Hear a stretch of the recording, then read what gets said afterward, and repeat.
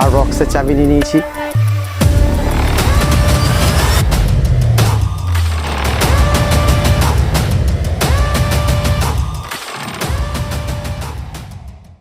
Hello বন্ধুরা, good morning. SRK ব্লগে তোমাদেরকে স্বাগত। আমরা আবার চলে এসেছি নতুন একটা ভিডিও নিয়ে। আজকে আমরা যাব আমার পার্কিং, যেখানে আমার গাড়ি থাকে সেখানে যাব এবং তোমাদেরকে সেই সব জিনিসগুলো দেখাবো। যেহেতু আমি দীর্ঘদিন না থাকার জন্য আমি গত 15 দিন দিল্লিতে ছিলাম, তো এখন গিয়ে দেখি গাড়িগুলো কী অবস্থা হয়ে আছে এবং তোমাদের সাথে শেয়ার করব। সেটা তোমরা বলবে কেমন হয়েছে। এবং সেখানে আমার কিছু কিছু গাছ আছে যেগুলো আমি নিজে লাগিয়েছি, সেগুলোকে দেখবো। মানে আমি প্রাকৃতিককে খুব পছন্দ করি, তো দীর্ঘদিন আমি নেই তো ওখানে, তো দেখি সেগুলো কেমন হয়ে আছে মানে দেখার জন্য আমিও মানে একটা মানে ভিতরে আমার কাজ করছে। তো চলো গিয়ে দেখি। তো চাবিগুলো নিয়ে নিই, গাড়িগুলোর চাবি দেখি। এই যে নিয়ে নিয়েছি, আমার থার রক্সের চাবি নিয়ে নিয়েছি, আমি ইনোভা হাইক্রসের চাবি নিয়ে নিয়েছি। তো গিয়ে দেখি গাড়িগুলো কী অবস্থা হয়ে আছে এবং তোমাদের সাথে সেটা শেয়ার করি।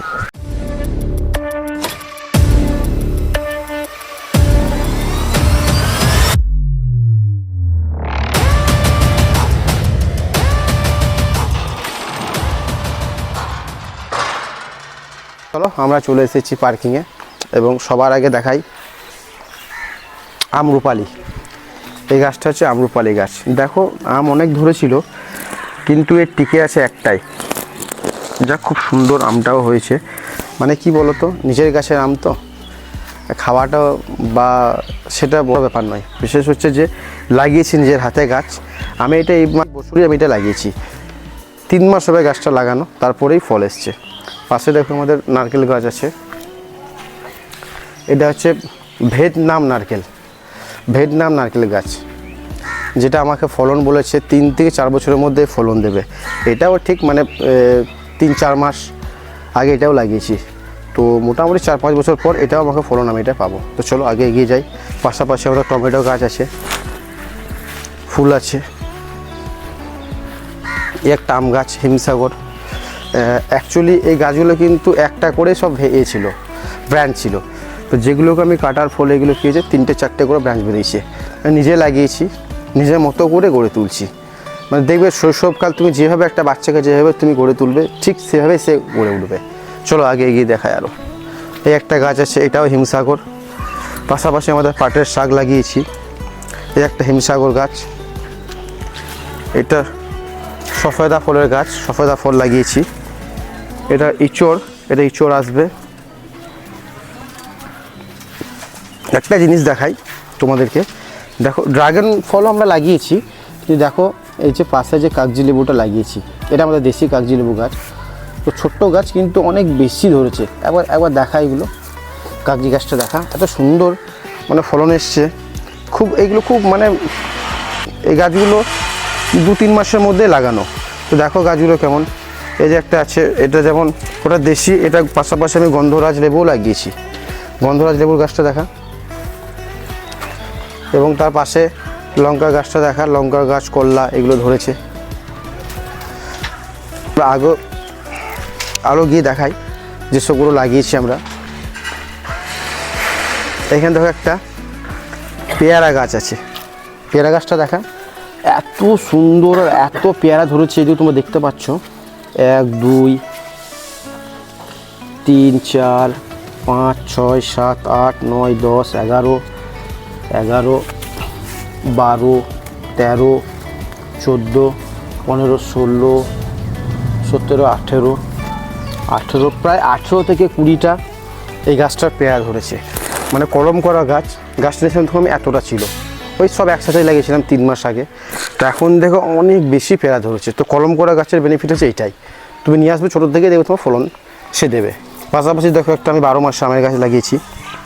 এই যে এই গাছটা এর আগে কি হয়েছিল, এখন সব গাছে কিন্তু আম ধরে গিয়েছে। তো এর আগে হয়েছিল কি, এর আগে কিন্তু এর মুকুল এসেছিল, কিন্তু যেহেতু আমি গাছটা আগে লাগিয়েছিলাম, তো মুকুলগুলো কী হয়, মাটিতে গাছটা না বসার জন্য মুকুলগুলো ঝরে পড়ে যায়। তো আবার সেই গাছটা আমরা ডগ কেটে দিই এবং তারপরে আরও 2-3টা ব্রাঞ্চ বেরোয়। তো যার জন্য দেখো আবার সে মুকুল এসছে।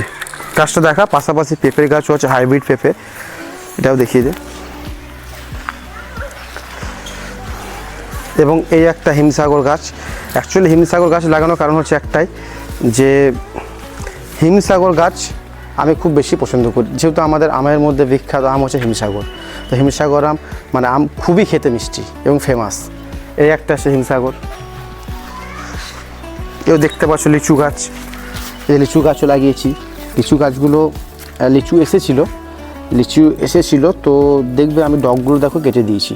তো যেহেতু প্রথমবার তো প্রথমবার আমি ডগগুলো কেটে দিই, এবং দেখো ডগগুলো কাটার জন্য আরও অনেক বেশি ব্রাঞ্চ বেরিয়েছে। এই যে বেরিয়েছে, এই যে বেরিয়েছে, এই যে বেরিয়েছে, এই যে এইগুলো। পাশাপাশি পুঁই গাছ আছে, আর একটা লিচুর গাছ আছে, আর একটা নারকেলের গাছ আছে।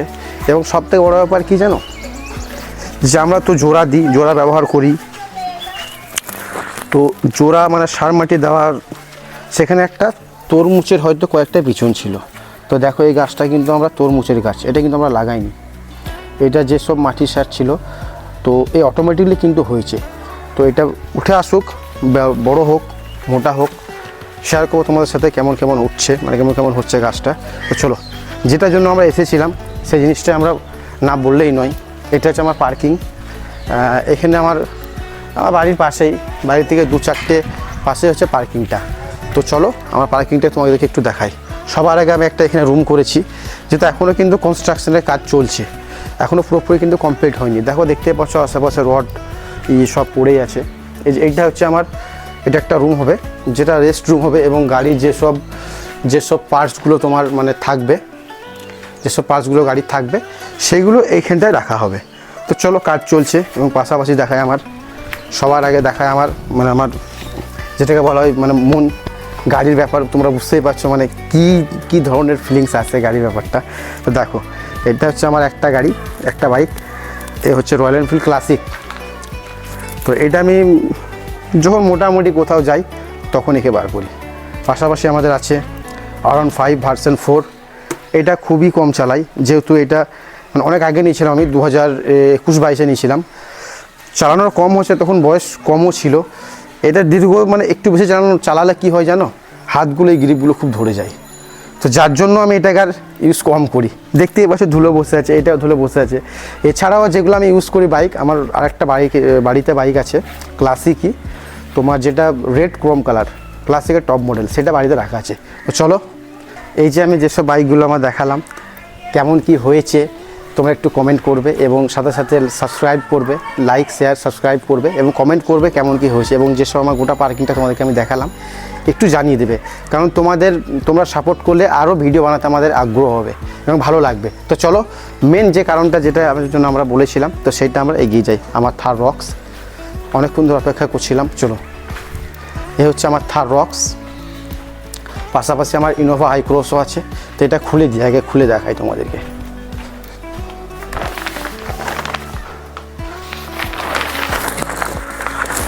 বাবারে দীর্ঘদিন, প্রায় দিন 20 ছিলাম না আমি।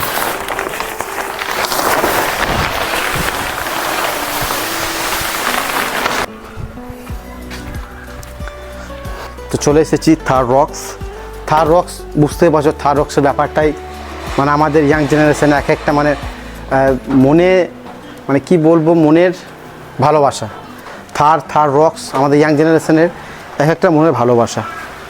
তো আমরা চলে এসেছি থার রক্স নিয়ে, এবং এটা আমি সেই সব জায়গায় নিয়ে যাই। লোকালে যখন আমি কোনো জায়গায় আশেপাশে ঘুরতে যাই তখন আমি এটাকে নিয়ে যাই। অফরোডিংয়ের জন্য খুবই ভালো গাড়ি। এবং পাশাপাশি আমার 4x4, আমাদের 4x4 ট্রাক্টরটাও দেখাই। এবং পাশাপাশি দেখো আমার একটা হান্টার এখানে দাঁড়িয়ে আছে।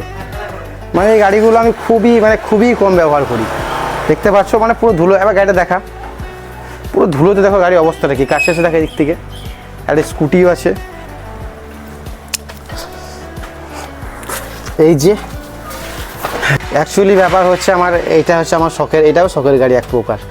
মানে আমি অফ রোডিং করতে খুবই পছন্দ করি। তো থার রক্স আমার আছে, যেহেতু ট্র্যাক্টর নেওয়ার কারণ হচ্ছে একটাই, আমাকে চাষবাস করতে খুবই ভালো লাগে। তো দেখবে আগে হতো কি, মানে আমরা যে মাঠে ঘাটে গাড়ি চালাতাম, তো সেই ক্ষেত্রে আমাদের কিন্তু এটা 4x4, তো সেই ক্ষেত্রে কিন্তু আমাদের কিন্তু লোহার কেজুয়েল, যেটাকে বলে কেজুয়েল লাগাতাম, তবে কিন্তু মাঠে চলতো। তো এটা কিন্তু খোলা লাগে একটা মানে বিশাল মানে ঝামেলা। তো যার জন্য আমি 4x4 নিয়েছি, এই জন্য যে এই ঝামেলাটা নাই। আর আমি শখে নিয়ে যাব, টুক করে মাঠে নিয়ে যাবো, টুক করে চালিয়ে জমি চষে তারপর আবার চলে আসবো। তো চলো নামি এটা থেকে।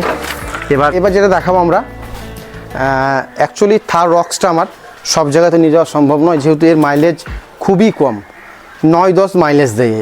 তো এর জন্য, যার জন্য আমি যখন কোথাও দূরে যাই তো সেই ক্ষেত্রে তখন আমি নিজে আমার ইনোভা হাই ক্রস, দেখো গাড়িটা দেখাই। তো এই গাড়িটা খুবই ভালো গাড়ি, মানে এর যত কমফর্টেবল, আমার মনে হয় 50 লাখের মধ্যে এর মতো কমফর্টেবল তোমাকে কোনো গাড়ি দিতে পারবে না। তো দেখো এই মাইলেজ মোটামুটি তোমার, এটা ইলেকট্রিক্স প্লাস পেট্রোল, মানে ইনোভা হাইব্রিড টপ মডেল এটা। তো এই মাইলেজ আমাকে লংয়ে 20 থেকে 22-25 অবধি মাইলেজ এই গাড়িটা দেয়। তো যার জন্য খুবই ভালো গাড়ি, গাড়িটা খুবই ভালো গাড়ি এবং কমফর্টেবল, পারফরমেন্স সব দিক দিয়ে কিন্তু মানে আমার দিক দিয়ে 10-এ 10, এবং সবার নিজের একটা করে চয়েস থাকে। তো চলো, আর ভিডিওটা বেশি না বাড়িয়ে এখানে আমরা শেষ করছি। যদি ভিডিও ভালো লেগে থাকে সে একটাই কথা বলবো, লাইক, শেয়ার, সাবস্ক্রাইব এবং কমেন্ট করবে কেমন হয়েছে, যাতে আমি তোমাদের লাইভ কমেন্টে আমি মোটিভেশন পাবো। মানে আমি ভিডিওর মাধ্যমে, যেহেতু আমি নতুন ব্লগার, কোনো না কোনো ভুল ত্রুটি থাকতেই পারে, তো আমাকে বলবে, আমি চেষ্টা করবো সেগুলোকে শুধরে নেবার। তো চলো, জয় হিন্দ, ভালো থেকো, পরবর্তী ভিডিওতে আবার দেখা হবে।